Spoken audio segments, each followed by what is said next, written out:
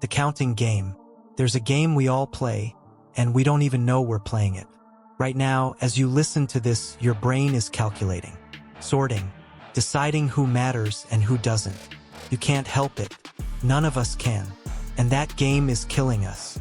I'm going to tell you about the most dangerous equation in human history. It's not E equals MC squared. It's not some complex algorithm. It's simpler than that and infinitely more destructive. It goes like this: my people equals 1.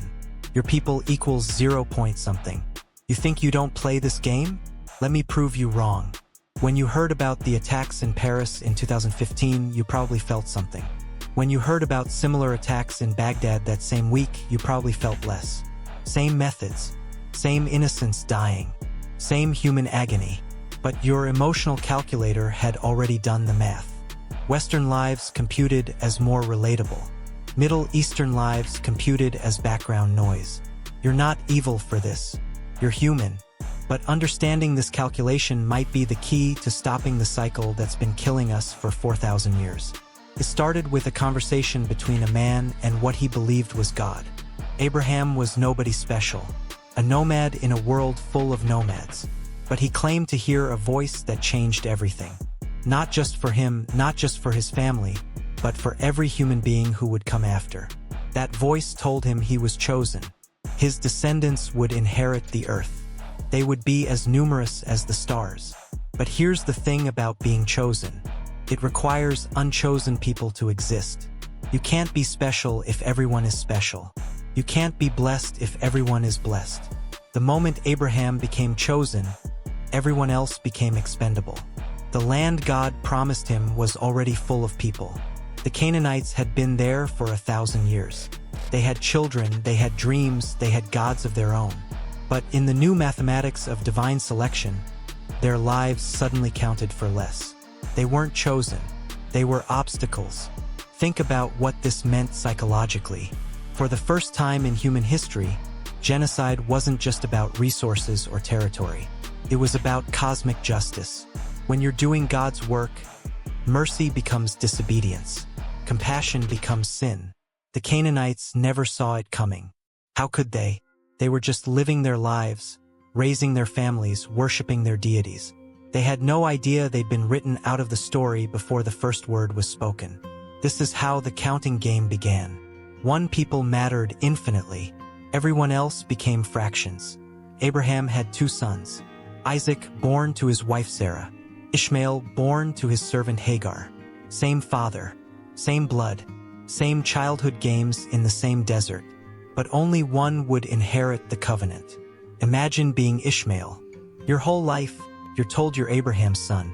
Then one day, you're told you're the wrong kind of son. Your brother gets the blessing. You get exile. Your descendants will be great, they say, but they'll always be fighting. Always be second. That 13-year-old boy, cast out into the wilderness with his mother, became the father of the Arab nations. That moment of rejection, that primal wound of not being chosen, would echo through every conflict in the Middle East for the next 4 millennia. 2 boys, 1 blessing, infinite consequences. The chosen people multiplied. 12 tribes, descended from Jacob's 12 sons. They were enslaved in Egypt, liberated by Moses, given the promised land. But even among the chosen, some were more chosen than others. The tribe of Judah became the royal line. The tribe of Levi became the priests. The other tribes became expendable. In 722 BCE, the Assyrian Empire conquered the northern kingdom of Israel. 10 of the 12 tribes simply vanished. Not metaphorically, literally. Hundreds of thousands of people who had been chosen by God were scattered, absorbed, forgotten. The lost tribes, history calls them now. But here's the disturbing question. If they were truly chosen, how could God let them disappear? And if they weren't truly chosen, what made the survivors special? The answer is uncomfortable. Being chosen isn't about divine favor. It's about political survival. The tribes that survived had better armies, better allies, better luck. The chosenness came after the fact, a story told by the winners to explain why they won. This pattern would repeat throughout history, not just with Jews but with everyone. Romans were chosen by their gods to rule the world. Christians were chosen to inherit the kingdom of heaven. Muslims were chosen to be God's final revelation. Europeans were chosen by evolution to civilize the globe. Americans were chosen by destiny to spread democracy. Every empire, every nation, every group that ever committed atrocities told themselves the same story. We matter more. Our cause is righteous. Our enemies are less than human. The mathematics never changed. Only the uniforms. Fast forward to the 20th century. Between 1933 and 1945, Nazi Germany systematically murdered 6 million Jews. It remains one of the most documented, most remembered genocides in history. The Holocaust shaped global consciousness, international law, the founding of Israel, and our understanding of human rights. But in that same century, other numbers accumulated. 20 million Soviets died under Stalin. Between 40 and 80 million Chinese died under Mao. 300,000 Chinese were slaughtered in Nanjing in 6 weeks. 800,000 Rwandans were butchered in 100 days. 1.5 million Armenians were erased from Turkey. Same species committing the same crime. Same human capacity for both evil and suffering. But somehow we remember them differently. Some genocides get museums and memorial days. Others get footnotes. Why? The answer isn't about the suffering itself. A Jewish mother watching her child die in Auschwitz suffered exactly the same as a Chinese mother watching her child die in the Cultural Revolution. Pain doesn't have ethnicity.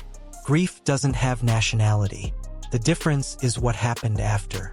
Jewish survivors had something most other genocide survivors didn't have: access to power. They had communities in America and Europe with education, resources, political connections. They could demand the world listen. They could build institutions of memory. They could make never again more than just words. This isn't criticism. It's acknowledgement of an extraordinary achievement. In the face of systematic extermination, Jewish communities created perhaps the most effective campaign against forgetting in human history. They turned their trauma into a shield for all humanity. But it also reveals something uncomfortable about how memory works. We don't remember suffering equally. We remember the suffering that has good publicists. October 7, 2023. Hamas militants breach the Gaza security barrier. In one day, they kill 1,200 Israelis and take 240 hostages. The attack targets civilians, families in their homes, young people at a music festival, elderly people in kibbutzim. Israel's response is immediate and overwhelming. Airstrikes flatten entire neighborhoods in Gaza. By the time you're hearing this, over 25,000 Palestinians are dead, most of them civilians. The majority are women and children. Now comes the moment when the counting game reveals itself most clearly. On social media, people are posting death tolls like sports scores. Israelis post pictures of their dead and ask how the world can remain silent. Palestinians post pictures of their dead and ask the same question. Both are right. Both are ignored by the other side. Pro-Israel voices say the numbers don't matter because Hamas uses human shields. Pro-Palestinian voices say the numbers prove Israeli brutality. Both sides have their talking points, their justifications, their moral mathematics. But here's what's really happening. Two groups of human beings, both with legitimate grievances, both with real trauma, are stuck in a counting game that turns their children into statistics. An Israeli mother whose son was killed at the music festival experiences the exact same neurochemical process of grief as a Palestinian mother whose daughter was killed in an airstrike. Their tears have the same salt content. Their screams have the same frequency. Their broken hearts pump the same blood. Yet somehow we've convinced ourselves that context makes the difference, that history justifies the present, that one mother's pain is more legitimate than the other's. The Israeli narrative is powerful. A people returning to their ancient homeland after centuries of persecution, building a democracy in a hostile region, constantly under threat of annihilation. It's a story of survival against impossible odds. The Palestinian narrative is equally powerful. A people displaced from land their families had worked for generations, living under occupation, watching their homes demolished and their children imprisoned. It's a story of resistance against erasure. Both stories are true. Both are incomplete. And while we argue about which story matters more, children on both sides keep dying. This is the counting game at its most sophisticated. We don't just count bodies anymore. We count historical grievances. We count who suffered more in the past to determine who deserves sympathy now. We count years of oppression, acts of terrorism, UN resolutions, international laws. But math can't solve moral problems. You can't calculate your way to justice. You can't find the correct exchange rate for human suffering. Here's the psychological truth we don't want to face. We're all playing the counting game because it protects us from a more terrifying reality. If we admitted that all human suffering is equal, if we truly believed that every life has the same value, we'd have to change everything about how we live. We'd have to care as much about the child dying of malaria in sub-Saharan Africa as we do about the child with cancer in our own neighborhood. We'd have to grieve the Syrian refugee as deeply as we grieve our own loss. We'd have to treat the homeless person on our street with the same dignity we give to our family. The counting game lets us off the hook. It tells us it's natural to care more about some people than others. It's evolution, we say. It's tribal. It's human nature. But human nature also gave us the capacity for universal compassion.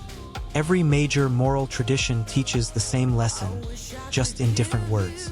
Jewish tradition says whoever saves one life saves the entire world. Islamic tradition says killing one innocent person is like killing all of humanity. Christian tradition commands us to love our enemies. Buddhist tradition teaches compassion for all sentient beings. The wisdom is universal. The practice is not. We know the right answer. We've always known it. Every mother's love is equally pure. Every father's pride is equally valid. Every child's potential is equally precious. Every human death is equally tragic. So why do we keep playing the counting game? Because it's easier than the alternative. Because caring equally about everyone is emotionally impossible. Because universal compassion would break our hearts and paralyze our actions.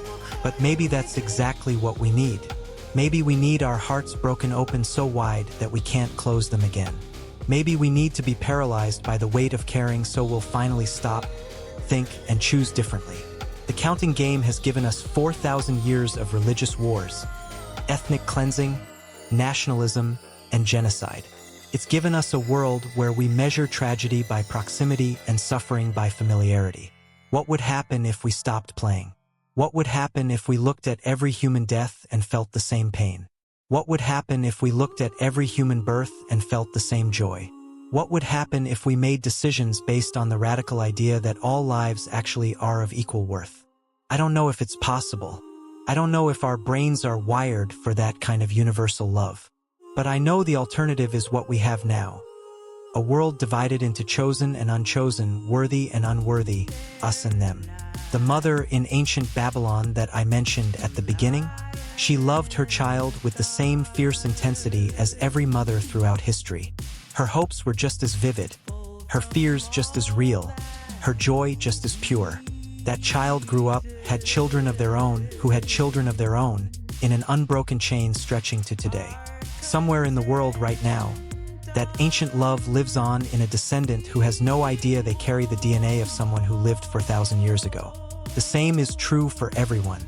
We all carry the genes and dreams of countless ancestors who loved as deeply as we do.